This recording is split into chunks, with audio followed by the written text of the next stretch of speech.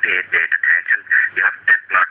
All these prisoners. Now, bear in mind, a lot of prisoners in McGabry haven't been found guilty of anything. They haven't gone through the so-called, due process, which doesn't include juries, which is it's deadlock courts, which is a single judge, non-jury court. We now have super test trials that I've written here.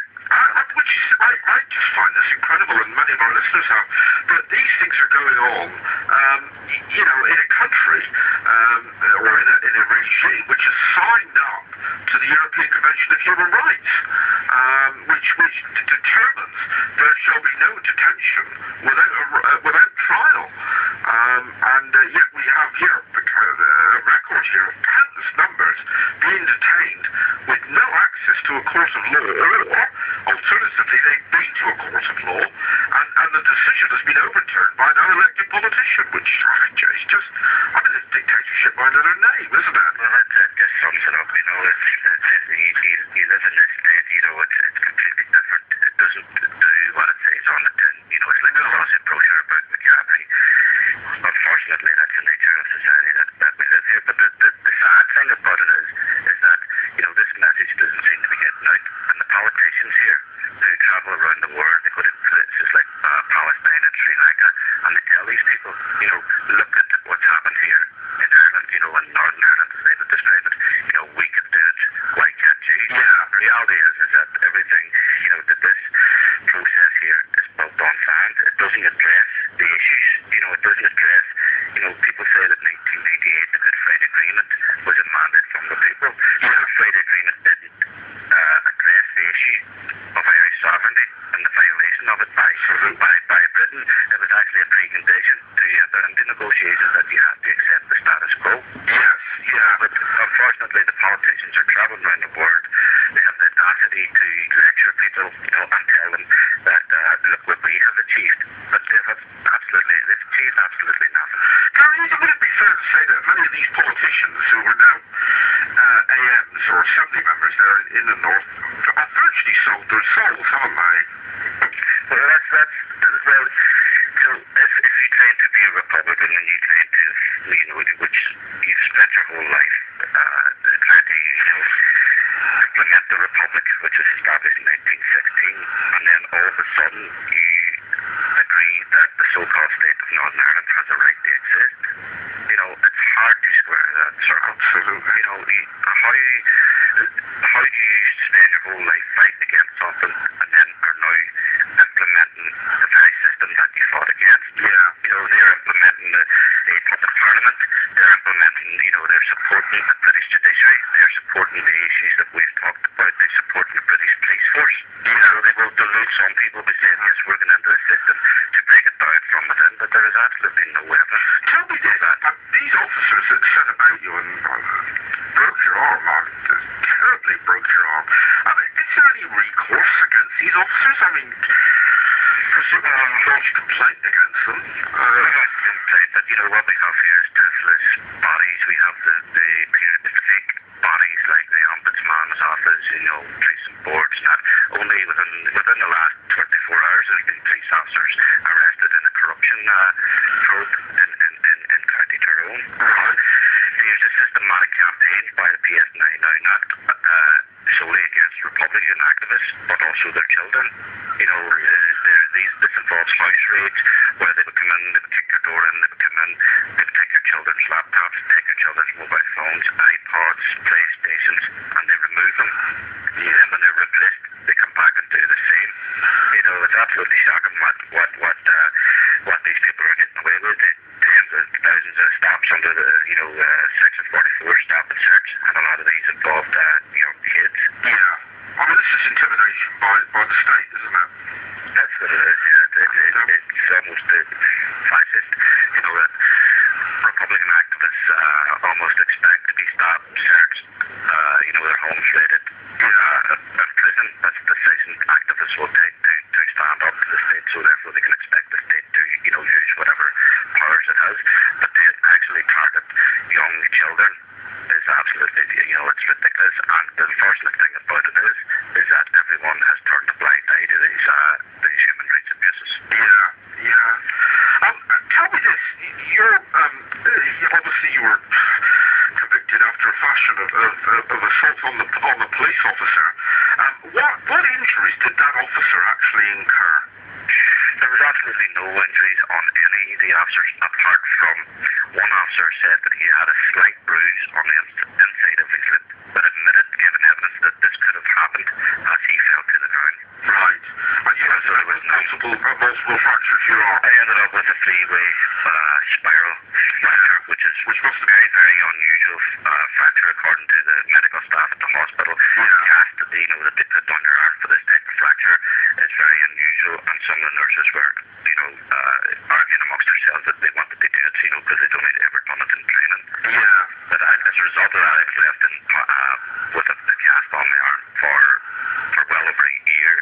The bone, they couldn't operate, they couldn't put pins in because the nerve was sort of just very close to a jagged edge of the bone, But no injuries whatsoever to any officers, and as a result of this, I was given a 7-month prison sentence. And served 3.5 of them.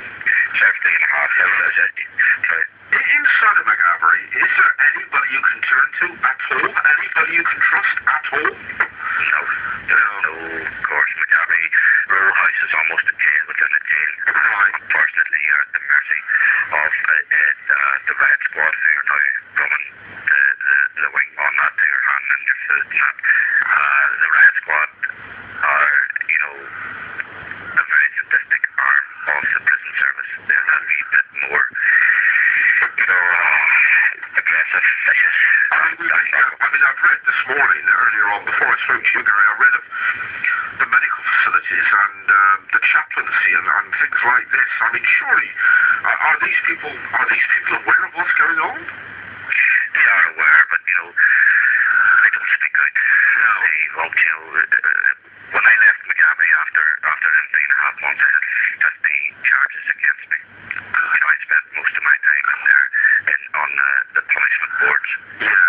And, the cells were wrecked. Prisoners after a particularly vicious beating on a prisoner from Belfast called Harry Fitzsimmons. The prisoners reacted by wrecking their cells. Yeah.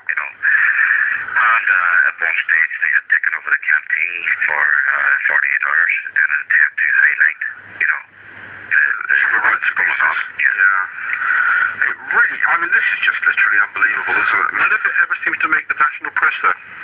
No. Tony's just pointed out, none of this seems to make any of the sort of the heavier newspapers, or indeed any newspaper, come to that. Yeah, well, that's all part of the agenda, that the administration in the 6 counties don't want to tell the world that, we now currently have a dirty protest in McGabbery, which we had, in the late 70s. Yeah. The same thing is they don't want to tell the world that there's supergrass systems operating here. We still have deadlock courts, Yeah. We still have internment by remand. It is a massive propaganda battle going on. So, at the moment, as we know, the Olympic Games are going on, and this glossy image of Great Britain being the home of so many things, democracy and freedom and that, it's an utter myth, isn't it, Gary? It is indeed, and so-called, the city where I live in, Derry City, has been titled the United Kingdom City of Culture. Yeah. And initially some of the, nationalist politicians opposed this and said that there'd be tens of thousands of people in this city who would be deeply uneasy with it. Yeah. All of a sudden they done a complete somersault and says, we now support it. So a lot of people in this city are expected to accept that, we are part of the United Kingdom and, let's celebrate the culture in the United Kingdom. But it's a charade. Many ways heavy in some people's pockets. Exactly, yes. That's with a recession and not being bought the business community too, with the suffers of, how much revenue will be coming into the city. Then unfortunately, he who pays the piper calls the tune. You just scratch the surface in this city, and there's widespread poverty. The self-harm rate is one of the highest, and what they describe as, Great Britain and Ireland. So, and then with the savage toy cuts and all that coming, this city is not what it says on the brochures or. No. A little like McGabbery Jail. As I said, I read earlier on, it made it sound almost like a pleasant country hotel somewhere, when in fact the place is nothing more than a POW camp. I mean, that's it, you know, and it's not only that, even anyone going to visit McGabry, you can see young men who have beards down to their chest, you know, and if you happen to know any of these young men, before they went in, say, a month, 2 months or a year ago, the change in these young men is absolutely unbelievable, you know. This day and age, this should not be happening. The whole issue of strip searches is just a degrading, inhumane, you know, act.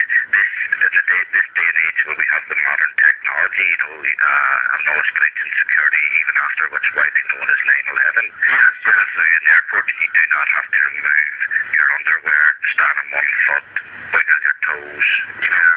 So why do they have to do it in a secure prison within a prison? It's about degrading, humiliation, control, saying, you know, we are in control of you. Why you have this thing in the technology that they have in the airports where a lot of people's lives, you know, they're in their hands and it's sufficient there. There's never ever been anything found in row housing, because I am wrong. They did find a small spring at one stage. You know, they couldn't attribute it to any body or anything. Remarkable. And also that's to the state which is a signatory to the European Convention. Utterly unbelievable. Utterly unbelievable. They just got shot for it. Gary, thank you very much indeed, sir, for coming on air today. Thank you. And just for as long as we can, one and all here in Cornwall will continue to flag human rights abuses wherever, but particularly there in the north of Ireland, because ultimately the Westminster politicians must be held to account for what they're doing.